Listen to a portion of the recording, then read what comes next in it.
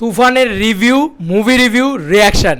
Hey guys, welcome to my channel. আমি মহারাজ। আর তোমরা ভাবছো যে ইন্ডিয়াতে বসে কী করে দেখে ফেললো তুফান। না, ইন্ডিয়াতে বসে আমি তুফান দেখিনি, কিন্তু আমি তোমাদের সাথে তাও রিভিউ রিয়াকশান শেয়ার করব। কি ব্যাপারটা, কীভাবে ব্যাপারটা সম্ভব হচ্ছে না? তো বন্ধুরা, এটা আমার রিভিউ নয়, এটা অলরেডি সিনেবাস বলে পেজটা, তাদের রিভিউ, তাদের অ্যাডমিনরা গেছিলো দেখতে এবং সেই অ্যাডমিনদের তরফ থেকে রিভিউ করা হয়েছে। সেই রিভিউ রিয়াকশান কিন্তু আমি তোমাদের সঙ্গে এখন শেয়ার করতে চলে এসেছি। বন্ধুরা, সিনেবাসের রিভিউ শোনাবো, তার সঙ্গে সঙ্গে আরও একটা রিভিউ শোনাবো। কিন্তু বিষয়টা হচ্ছে, রিভিউয়ের নামে সব কিছু স্পয়েল করে দিলে হবে? যে বড় ভিলেনের নাম আমরা শুনতে পাচ্ছিলাম, যে প্যান ইন্ডিয়ান ভিলেনের নাম আমরা শুনতে পাচ্ছিলাম, সেই নামটা কিন্তু রয়েছে বন্ধুরা। এর আগের আপডেটই আমি তোমাদেরকে দিলাম, যেখানে আমি বললাম যে অলরেডি পোস্ট ক্রেডিট সিন দেখানো হচ্ছে এবং তুফান পার্ট 2 আসতে চলেছে। রায়হান রাফি কি ভালোভাবে ডিজাইন করেছে না? এই জন্য বলেছিলাম, আমি একটাই জিনিস কথা বলতে চাই, ভাই দু বাংলায় একই দিনে কেন রিলিজ করা যায় না ভাই? করলে আমরাও তো এই পাগলামিটাতে সামিল হতে পারি, তাই না? যাই হোক, আমরা এখানে কথা বলবো হচ্ছে, শেষ হইল না শেষ Toofan. Starting number 1 Shakib Khan, Mimi, Nabila, Chanchal Chowdhury, Misha Sawdagar, Fazlur Rahman, Babu, Gazi Rakayet, Shahaduzzaman, Selim and many more. Sorry আমার তোমাদের নামগুলো যদি কোনোভাবে ভুল প্রোনাউন্স করে থাকি তো। Directed by Raihan Rafi, produced by Chorki and Alpha I and SBF। No spoiler. এক কথায় বাংলা সিনেমার একটা নতুন, এই যে আচ্ছা তোমাদেরকে একটুখানি পাশে দেখিয়ে দিই পুরো বিষয়টা। এক কথায় বাংলা সিনেমার এক নতুন স্ট্যান্ডার্ড তৈরি করলো তুফান। এরপর যে কোনো মুভি আসলেই এটার রেফারেন্স দিবে সবাই যে তুফানের চেয়ে ভালো হয়েছে, তুফানের মতো ভালো হলো না। বাংলা সিনেমাকে বিশ্ব দরবারে প্রতিনিধিত্ব করার যোগ্য একটি সিনেমা তুফান। তুফান আসলেই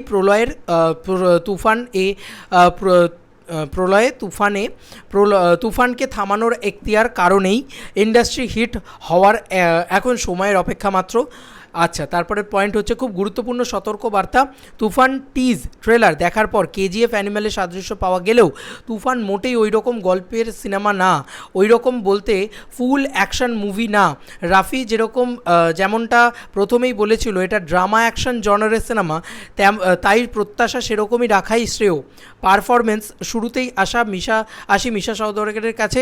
মিশাকে সচরাচর বস্তা পচার লাউড অ্যাক্টিং করতেই দেখা যায়, বাট সারপ্রাইজিংলি তুফানে মিশা ছিল অনবদ্য। তার ডায়লগ ডেলিভারি তার ক্যারেক্টারের সাথে পারফেক্টলি ম্যাচ করেছে। দ্বিতীয়ত, চঞ্চল চৌধুরীর ক্যারেক্টারটা কিছু কমেডি শেডে সাজানো হয়েছে, যেটা ছিল সিনেমার একমাত্র হাসির উৎস। এছাড়া তাকে ঠান্ডা মাথায় মিচকে শয়তান হিসেবেও টিজ ট্রেলারে দেখানো হয়েছে, সিনেমাতেও সেই ধারাটা অব্যাহত রেখেছে এবং বরাবরের মতো চমৎকার করেছে। মিমি ও নাবিলা তাদের রোলে বেশ সাবলীল ছিল, বিশেষ করে দুষ্টু কোকিল গানটাতে মিমি আলাদা করে নজর কাড়বে সবার। তার দুষ্টু কোকিলে বড় করে চমক আছে, যে কারণে হয়তো দুষ্টু কোকিল আমাদেরকে দেখতে দেওয়া হয়নি, আগে আনা হয়নি। এছাড়া গাজী রাকায়েত, রাজ বসু, শহীদুজ্জামান, সেলিম, ফজলুর রহমান বাবু সহ ক্যারেক্টার আর্টিস্ট যারা ছিল তারা সবাই দুর্দান্ত অভিনয় করেছেন, কাউকে দুর্বল মনে হয়নি। Last but not the least, Shakib খানের প্রেজেন্সের কারণেই মূলত তুফান সিনেমাটি টিজ ট্রেলার KGF অ্যানিমেলের ভাইব দিয়েছে। তার ক্যারেক্টারের অ্যাটিটিউড, সোয়াগ, গ্রাউন্ড, কি এটা তোমার দেওয়া হয়েছে, গ্র্যান্ডনেস, সব কিছু অন্য আলোচিত আলফা মেল ক্যারেক্টারের কাতারে থাকার দাবিদার। এছাড়া ক্যারেক্টারের আরেকটি শেড ছিল ঠিক আলফা মেলের বিপরীত, সেটিতেও শাকিব খান অনবদ্য পারফর্ম করেছে। সিনেমাটির মেকিং নিয়ে বলতে গেলে রাফি তার সচরাচর ফর্মুলা থেকেই একদম বেরিয়ে এসে নতুন এক ফর্মুলায় নিজের পরিপক্ক হাত দিয়ে মুন্সিয়ানা বুঝিয়েছে রাফি কেবল রোম্যান্টিক ট্র্যাজেডি ড্রামাই না, অ্যাকশন ড্রামাতেও ওস্তাদ। Cinematography, set design, costume, makeup, colour grading সব কিছুতেই বাংলা সিনেমার ক্ষেত্রে প্রশংসনীয়। শিহাব, নূরনবী, তাহসিন রহমান, দেবজ্যোতি, শান, সন্দীপ ভাই সহ সকলেই অনেক ধন্যবাদ, আপনাদের পরিশ্রম সফল। বিজিএম নিয়ে আলাদা ভাবে বলতে চাই, তুফানের টাইটেল ট্র্যাকের বিজিএমটা তো টপ নচই ছিল। নাভেদ পারভেজ তার সেরাটা দিয়েছে, অবশ্যই প্রশংসার দাবিদার। তবে আশা করেছিলাম সিনেমার আরও ভালো ভালো বিজিএম পাবো, বিশেষ করে সাউথ বলিউডে যেমন ক্যারেক্টার বিজিএম থাকে, এই লেভেলে আইকনিক বিজিএম নেই, যেটা আশাহত করেছে। এটা কিন্তু ওদের পুরো রিভিউটা আমি পড়ছি, ঠিক আছে, এটা নট আমার রিভিউ, ওদের যা বক্তব্য সেটা আমি পড়ে দিচ্ছি। তবে শেষ ভালো, যার সব ভালো তার। তুফান এন্ড ক্রেডিট সিনে যে টুইস্ট, সেটা এক কথায় ট্রিপল সুপার, মানে টুইস্ট আছে এন্ড ক্রেডিট সিনে। এবং তুফানের যেই হাইপ, তাতে তুফান ইন্ডাস্ট্রি হিট হওয়ার সময় ব্যাপার, যেহেতু অনেক বড় একটা অংশের টাকা তুফান থেকে পাওয়া যাবে, তাই খুব করে চাই তুফান 2 আরও বড় পরিসরে যেন হয়। পরিবেশে শাকিব খানের কাছ থেকে আমরা এমনই সিনেমা পরিশেষে শাকিব খানের কাছ থেকে আমরা এমনই সিনেমা আশা করি।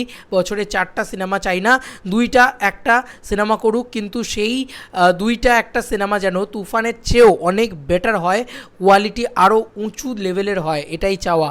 মাস্ট ওয়াচ পিস #তুফান, এইটা কিন্তু একদম এক্সক্লুসিভ রিভিউ ছিল বলা যেতে পারে সিনে বাজ পেজের। এরপরে চলে আসি তুফান রিভিউ। বিগ ব্রেকিং, তারা কিন্তু অলরেডি ব্রেক করে দিয়েছে, কার ইয়েটিয়ে রয়েছে ডিকে বোস, তারা কিন্তু এই রিভিউটা পোস্ট করেছে, যেখানে আমি ম্যাক্সিমাম জিনিসপত্রই পড়তে পারবো না, যেগুলোকে উজ্জ্ব করে রাখি। যে তুফানের সিনেমায় ভিলেন হিসেবে রয়েছেন, এর নাম আমি বললাম না, কারণ এগুলো স্পয়লার দেওয়া হয়, স্পয়লার আমি দেবো না। তুফানের ব্লকবাস্টার হওয়া কেউ আটকাতে পারবে না, তো ভিলেনের নাম আমি বললাম না, জাস্ট ফাটিয়ে দিয়েছেন তিনি। শাকিব খানের সাথে 3টে অ্যাকশন সিন রয়েছে, তুফান পুরো খেয়ে দিয়েছে বস। শাকিব খান, চঞ্চল চৌধুরী, মিমি, নাবিলা, মিশা, সবাই জাস্ট ফাটিয়ে দিয়েছে ভাই। বাইরে ভাই একই দেখলাম, তুফান রিভিউ, তুফান মুভি রিভিউ, তুফান ভিলেনটাকে নিয়ে খুব বাট আমি বলবো যে প্লিজ ডোন্ট ডু দ্যাট, মানে এই জিনিসগুলো কিন্তু একদমই উচিত না। এছাড়াও একটা করে পাবলিক রিভিউজ বেরোচ্ছে, সেগুলোও তোমাদের সাথে শেয়ার করছি আমি পরপর। তো এইটাকে বলা যেতে পারে তুফানের একদম ফার্স্ট হাফ রিভিউ, বা প্রথম একদম টাটকা রিভিউ, যেটা আমি করে ফেললাম, মানে আমি নয়, ওনারা করে ফেলেছেন, আমি সেটা তোমাদের সামনে তুলে ধরলাম রিভিউগুলো। তোমাদের আর কি মতামত তুফানের এই রিভিউ নিয়ে জানিও কমেন্ট সেকশনে। চলো বন্ধুরা, নতুন কোনো ভিডিওতে দেখা হবে, বাই।